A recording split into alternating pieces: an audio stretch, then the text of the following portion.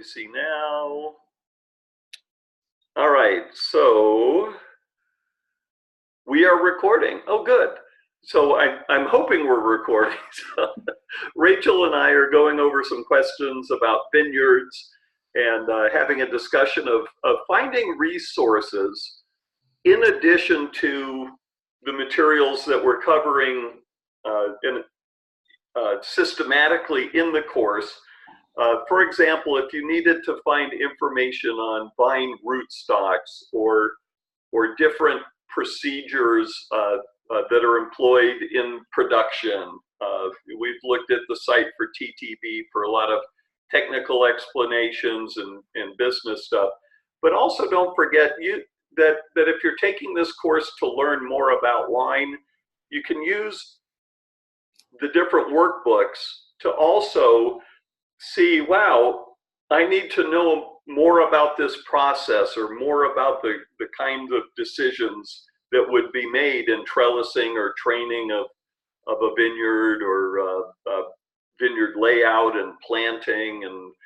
And so we've been discussing some of the Master of Wine questions that'll ask you to discuss various types of closures from a quality assurance standpoint, or looking at different rootstocks and what would your approach be if you were planting a vineyard? How would you determine what rootstocks would be optimal for the results you're trying to get in the vineyard, those kind of things. So Rachel and I have been talking about this and we're looking at her screen. So why don't you go ahead from here, Rachel? Oh, so what I was just saying is that, like, so on this page, like, so it's kind of the cover page, it's all the information that I thought would be pertinent to know, like, so basically all your definitions. Mm-hmm. So like over here, like, you know, the major things that are going to be determined by, and then I tried to just do bullet points of, you know, what's a trellis system, what's a training system, and then because it's so closely associated, vine density, and then what the vine density is going to affect, which goes into that question that you were talking about, it's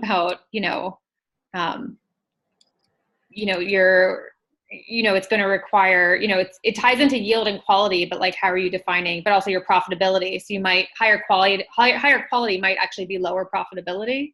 Mm-hmm. And the vine row orientation. But then I was just saying, if you go down, so I just started making these to cover what I thought, this probably starts to look crazy, but all of the major trellis systems, which like benefits and disadvantages. But then here, like, we're having such a hard, I mean, the rootstock one is actually worse than this, but just trying to find like specific examples of winery names, because like, obviously I know like in Santorini, almost everyone uses Basket. So should I just say like Domaine Sigalis and like hope for the best? And like, I don't know. Like, I don't really, we were talking about, everyone talks about Geneva double curtain, but we don't really know where it's used. So it's just like very difficult to find information, like actual examples of like who in Chablis still uses Chablis training, because I don't think anyone really does. Right. Yeah, the old Chablisian. And so one of the things is that, and this is for everybody in the class, it's so easy to get lost in the minutia and the details and become totally overwhelmed. And I think that's what you're expressing, Rachel, if I'm not correct. I think my sheets are pretty straightforward. You should see some of the ones my study partner does. Right. They're pretty crazy. And so 90% of everything in here you'll never have an opportunity to use, and really very little of it will do anything to further how well you write the papers. Right. Great. Yeah. Now here's the good news. If you actually study your paper strategy and so forth, you'll start to begin to develop what would I really need to know. And so if you take a specific viticulture question and see how they're framed, then you will want a number of examples of training and trellising to refer to. You will again want to compare and contrast certain styles, and the ability to know that, okay, there's a Chablaisian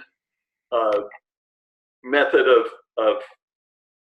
of pruning and vine development, right? Vine structure.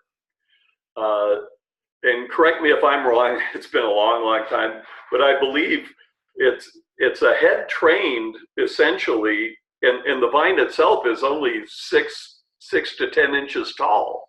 Right, and then there are canes, multiple canes that come off of it. And then you'll have, I believe it's 4 or 5 canes, and that those are sort of a succession of development to provide fruiting canes and then photosynthetic canes. And then you've got canes in training, because the fruiting cane will be usually then pruned off and so on. So if you can, so think of it less in, you know, of the historical and that kind of stuff, that you know that was a process. Here's a really interesting thing. What is similar about the Chablaisian method that also pertains to a very common practice in China that most people would consider bizarre today, but actually was the basis of the whole Chablaisian method?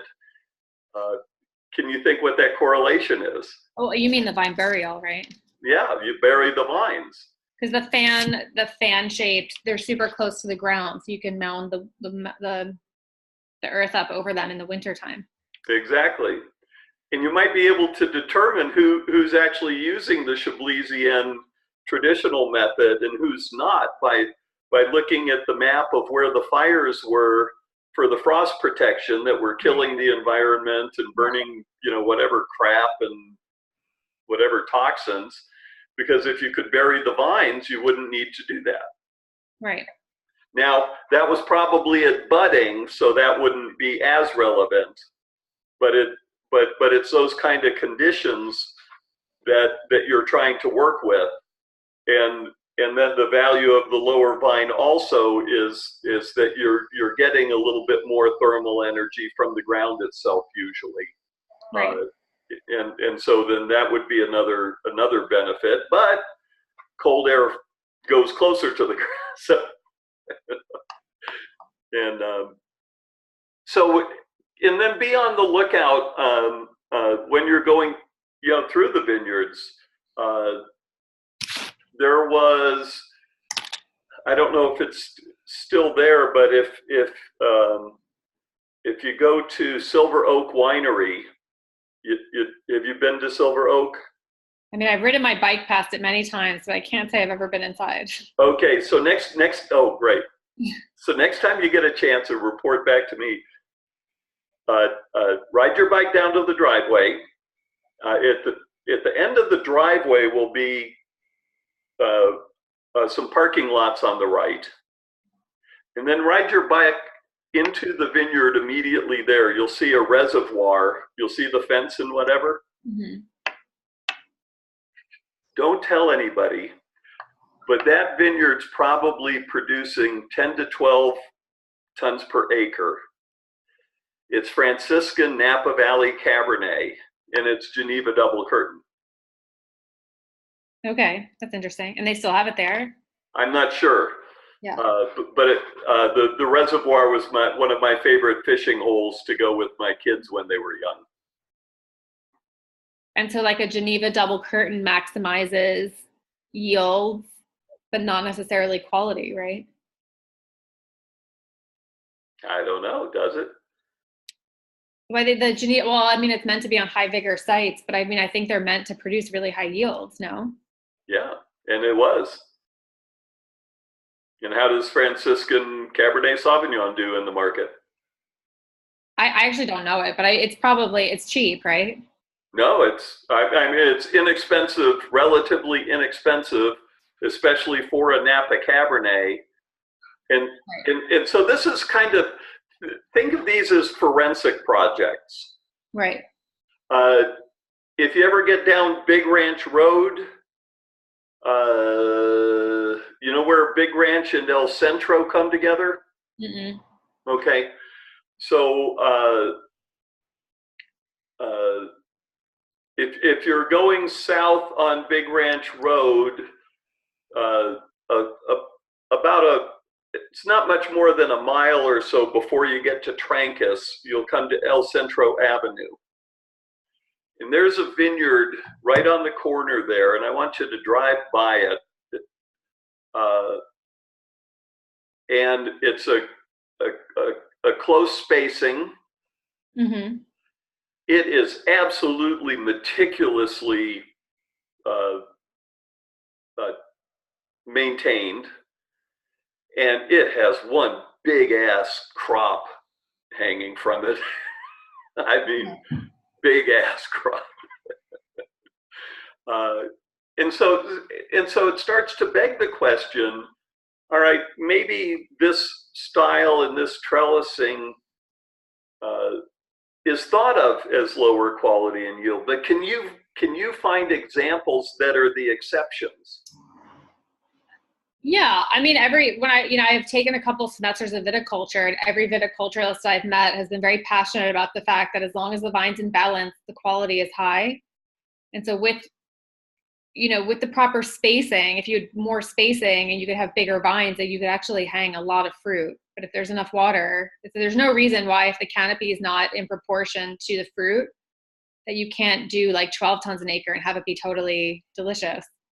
Exactly right. And there are specific examples. So for the next week or two, whenever you get the chance, look around a little differently. Look at the Liar system that's directly across Highway 29 from BV. Mm-hmm. All right. And you won't be able to do crop estimates yet, but in the viticulture classes, you've probably gotten some idea that a certain spacing and number of bunches, and you can kind of do estimates. And that's that's what I did with that Franciscan vineyard. But you can also look at this Liar system across. I won't give away who owns it or what it is, but it's one of the most premium vineyards in the Napa Valley. And I was told by Dr. Keith Patterson at Cal Poly San Luis Obispo, they were cropping 14 tons per acre there. Really? Where is that? So Highway 29, at BV, where the railroad tracks run sort of like to the middle of the BV property that's right on Highway 29. Okay. And there's like an old station there that I think they developed. So it's just a bit to the north of that old building and across from the BV winery, the old structure of the winery, not the parking lot and stuff, but actually the winery right there. Yeah, I would have driven past just last week because we had our tasting group at Duckhorn. But great, yeah. Yeah, but so this, like, I was going to show you this one, and then save that, and then I just accidentally closed that. But I was going to share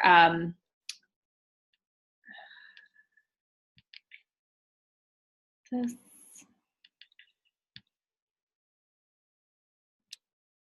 So am I still sharing or no? Yes. Okay. So stuff like this, which I think also looks crazy, but you're probably like, this is way too much information. Well, but so this, instead of having like a matrix, this is how we're putting in our examples. So on the right side, like just where I have it. Obviously, I don't have examples for every single type of rootstock, but we tried to put in as much as possible. So some of them are kind of generic, like the 99R, widely used in the south of France. Like I don't have a producer, but like I know 420A is used by Reese, and we know that 5C Teleki is used by 10 Minutes by Tractor. But it's just such a struggle to try to find examples. I mean, this took forever. Have you talked to anybody in Missouri? Why? For example, for rootstocks, Mm-hmm. because they make a lot of wine. Because they got a lot of limestone, Yeah. and you know, having, you know,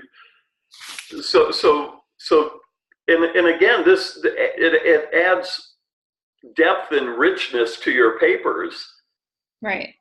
to be able to say, you know, a lot of the material for rootstock actually has its origins in the native rootstocks from places like Missouri. Right. And you'll then find that it was, you know, when you look at what the cross is for that rootstock, if you need to have material that'll do well in calcareous soils, it's going to typically be something with an origin in Missouri. And so again, taking more of a macro approach to it. Right. You know, and all you need is enough examples. Yeah. You can again illustrate, you know, AXR1 is this, and Aramin and Rupestris are that. It has these characteristics and suitability for these. If you don't have an example, it's not an absolute requirement. Right. But more and more, you know, find what, again, you know, in your Adopt a Winery project, you know, you'll want to learn about their vineyards, you'll want to learn about, you know, their processes, and you want to find things that are distinctly different. You know, one could argue that training and trellising of certain styles are considered almost a requirement of certain areas, but there are examples like this exception of Franciscan who used a Geneva double curtain, or wait, no, actually they were Scott Henry. It's double curtain up and down. No, Geneva double curtain just goes down. Just goes down, but with two parallel, and Scott Henry, one's vertical and one's down. Well, Scott Henry and Smart Dyson. Got it. Okay. So the one at Franciscan was a Scott Henry. Okay. Okay. By the way, for those of you in the class, Rachel and I have been having a number of calls, and part of what I'd really like you to get out of this conversation is pick up the phone and have a call with me. If you're a complete newbie and you have no freaking idea what we're talking about, call me and let me help you set up your study plan and use the resources from this course to get what you need out of it. So that's just a commercial moment. I mean, I think the big problem is that, you know, if we're talking about like the business topics or like any other topics, I think what I'm learning is that like more than half of what's online is total bullshit. Yeah. So it's all marketing. It's like the marketing department just wrote about closed vine spacing is so amazing. But it's like, if you actually research closed vine spacing on fertile sites, like it doesn't make sense at all. Like, well, yeah. And that's why I mentioned at the beginning of the course, and it bears repeating. It's what makes this industry so hard. Right. And yeah. I was just gonna say, it's like everything. It's like even the business case studies, it's like, nobody's ever going to admit when they made a mistake, but those would be I would love to just see case studies of wineries that made massive business mistakes, but they typically don't advertise those. Right. Yeah. Well, and as I mentioned in a previous, you know, class, the whole Rosa Gewürztraminer phenomenon, you know, was just a big mistake. They want to market it. Nobody wants to tell you they're getting 10 tons per acre of Napa fruit, but boy, everybody wants to be getting 10 tons per acre. Yeah. You know, do a vine count and figure out what the yield is actually at Opus.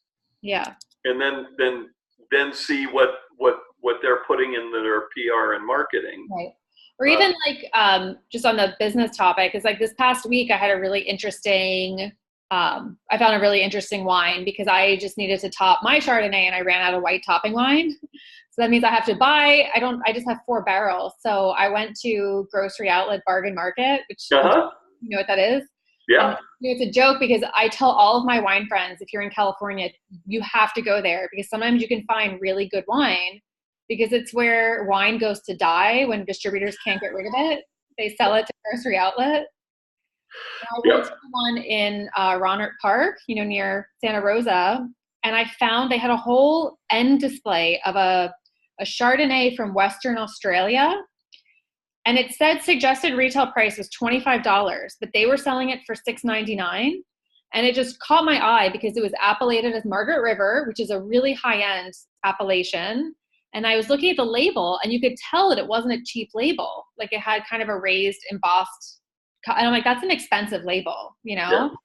And so I Googled it really quickly, and the website is still up for this winery I've never heard of. And it said it is, it's Australian dollars, but you can buy it in Australia for $25. And so I'm thinking, how in the hell did it get to California at $6.99 a bottle? And the only thing I can think of is I turned it over and it had the name of an importer I've never heard of before. So I tried Googling it and their website's already down. So I can only imagine they went out of business. Yeah. I'd love to know, like, I mean, I can only guess that's a mistake of the American importer, probably just bet too heavily on a wine they couldn't move. Well, this is actually going to be one of the points as we move into distribution, sales, and marketing is how do you make wine disappear? Where do you send it to die that doesn't come back and bite you in the butt? Right. But it looks like this importer or distributor like already went out of business, And when you're in there also, you know what I want you to do? I want since and this is an admonishment to the class. Rachel and 1 or 2 other people are the only ones participating on the Facebook forum. Have you seen in the grocery outlet proliferation of purpose-made brands for that price area and so forth? To be honest, I haven't looked at their selection too closely because like I go in with like, I'm just looking for topping wine. So I'm actually looking for the highest quality wine at the cheapest price. Do you know what I mean? And I'm looking for a wine that I know has been sterile filtered, so it'll be clean. So I kind of have my parameters or like, so I haven't, I mean, I just do a quick scan, to sort of see, because I'd say maybe only like 10 to 15% of the store looks like good stuff that was, unfortunately, the distributor probably couldn't sell. I mean, a lot of it is bad wine that's there, Well, so get very, very few of it, very little of it's bad wine. And or wine where you're not the quality. I mean, I think the wine that I got was actually someone lost serious money on it. No. So, and I can give you an example of a Napa wine that was $42.99 a bottle at the winery that was an end display of at $7.99.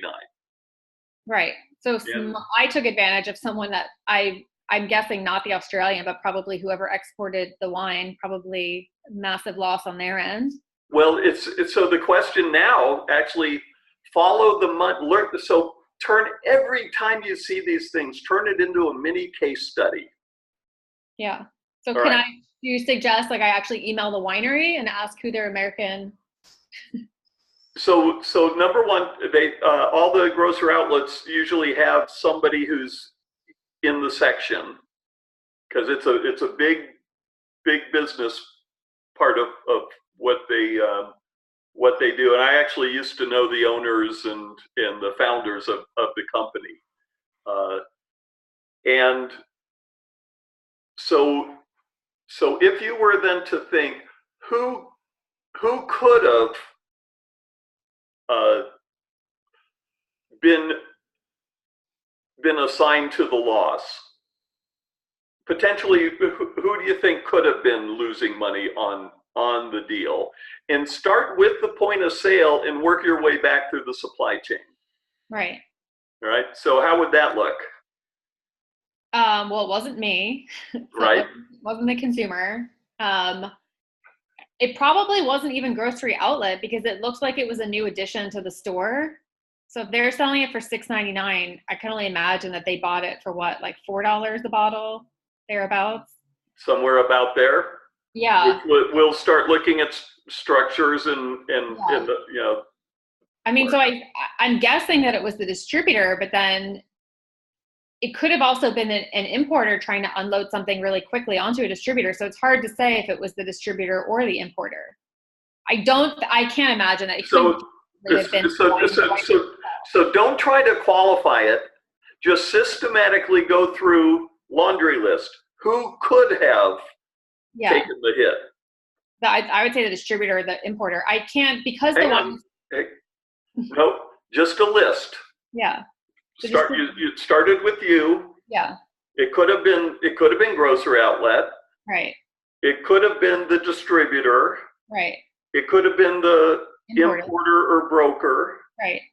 It could have been some sort of marketing intermediary who purchased the wine with intent to distribute. Or it could have been the winery. Right. All right. Next, then you can, and this is the structure that I'm talking about, the reflexive, using the business course and the supply chain. Well, it's obviously not you. You're the beneficiary, and especially if the wine was good. Yeah. You know, as a consumer, or and I love that you're sharing with the class, repurposing it as topping wine. Oh yeah, well everyone does that. That's awesome, because this is the reality so many people don't know. So thank you for sharing that. I can guarantee you that the chance of it being the distributor is virtually non-existent.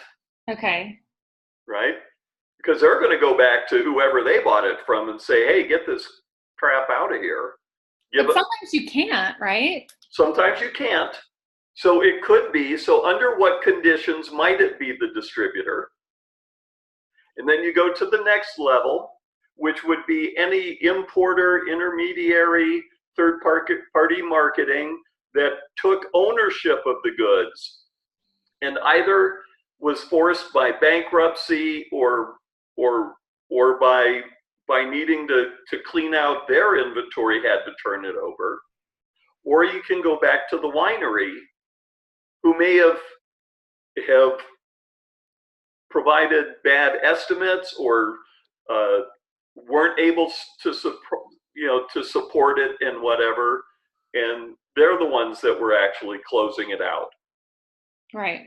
Okay. So there's your paper. You know, if you were writing a paper about that, what would it look like? And this is what it should look like. Right, like a supply chain flow. Yeah. Don't most distributors take ownership of the product though too? Yeah, they do, but they can sure bill you back. They can? Oh, we'll get into that. Yeah. I also saw a grocery outlet before. I saw Mathiasen, which is like such a culty California wine. I saw Mathiasen, one of their wines there for like $5 a bottle, and I was so shocked because it was like 3 vintages old, and so I'm sure no one wants to buy a 3-year-old Vermentino, but I'm like, it's actually still pretty good. Well, the bigger question is, who in the world wants to buy Vermentino in the first place? And did they just make a blunder? Somebody was passionate about it. They made it. They didn't know how to sell it. Let's just get the hell rid of it. And to do that, they would almost have certainly have entered into a distributor agreement that they would market it, that they would sell it, that they would help promote it and whatever. And so that would bring up then a bill back where the distributor says, hey, we want you to pick up your goods. We're going to send it back to you. We can't sell this crap. And and then the producer goes, well, shipping it back to us, and we don't, let us just write you a check, or let us give you a credit to be applied against your next order, and just make this stuff go away. Right. And then they go to grocery outlet and just get rid of it. And this is why I say take every opportunity. This is doing your homework, actually. All right. Remember, your homework is to go into stores to find these products. To why are they there? How did this display get here? Why is it priced like that? Right. Um, you're going to see. I can virtually guarantee you, Luna Vineyards has Cabernet Sauvignon and wine in almost every grocery outlet. And do you know Luna? No. Okay, it's Mike Moon, who was the president that brought Behringer, out of the shithole into what it is today. And it's on a Silverado Trail just near Harriman, where you would turn to go to Silverado Country Club. It's Luna Vineyards. Okay. Small production, and I believe a purpose-made bulk blend that actually supplies cash flow for them. Okay. And so they're in there, and what you need to look at is that it's a California appellation, or Right. NDA. They're filling it out with wine from other Yeah. places. So spend a little bit more time in the stores you go into, and especially a store like Trader Joe's, like cash and carry, grocery outlets. One of the really most spectacular to figure out, how the heck did this get here? There's an importer by the name of Robert Ketcher. Yeah, I've actually met him before. Great. He's an old friend of mine from, I mean, seriously long time ago, almost 40 years now. His wines are all being closed out at the Bend grocery outlet. Right. And some killer stuff. I mean, some really, really obscure, cool stuff. And he's actually retired to a community maybe about 20 miles from us. So again, going in and seeing what's available and asking the question, then do the supply chain, and then any question like that, again, that's your reflex. How would I answer a question? Right. And then I can provide a synopsis. Okay, if these wines and this pricing and these conditions, and there have been questions like you are the brand owner, or your winery has X products that you need to clear out. How do you do that without disrupting your brand image, your positioning, and your pricing in the market? Right. And grocery outlets, the worst way to do it. Right. Well, I just know from being in the wine business and working in importing in New York that most warehouses have a destroy fee too. Like they will charge you to destroy the wine. Yes, where legal. Sometimes it's called a warehouse slotting fee. They charge, and for the class, this is where they charge you rent for the real estate to have your wines in the warehouse, and that's actually it's illegal for grocers to charge a slotting fee on any alcohol beverages, but it's not illegal for groceries, and it's one of the big advantages that wine has, because the major grocery chains make more money from their slotting fees than they do from actually selling the products on their shelves. Yeah. So, cool. All right, well, that's an hour. So, in closing for the class, this is the value of doing your homework, whether you're preparing for the Master of Wine examination or whether you're a complete newbie. And please, on the why don't you give me control of my screen back, young lady? And let me. I wanted to just sort of quickly share One of the things that I had posted, I don't know if anybody else saw this or things like it, but I had to go into Target because, oops, let me close. Well, it looks like my screen might be frozen here. Anyways, I've got a picture of some product that I found in Target for, let me get out of this. My computer's deciding to freeze. Hang on. All right. Sorry about that. The display in Target was this whole line of wines, purpose destined for Target. They're selling a lot of wine. They've done a really great job with their wine program. Most people who ever take this class would never shop there, but go in and look. There was this huge display right as you walked into the Target, and it wasn't just the wine. They carried over all the design elements to a whole host of other products. Okay, so so do your homework, and Zach got you covered for now. Rachel, I'm a broken record on this. It's all about, you know, creating those reflexes, getting those strategies down, and right, so that when you sit the examination, you know exactly, no matter what question comes your way, you know what you're going to do. Yeah. Cool. All right, everybody. Well, thank you all so much, and let me know if anybody wants to set up a call over the next couple weeks. I'm home until the end of May, thank goodness. And we'll connect again, and I'll see if I can figure out how to solve my lag problem with my video. All right.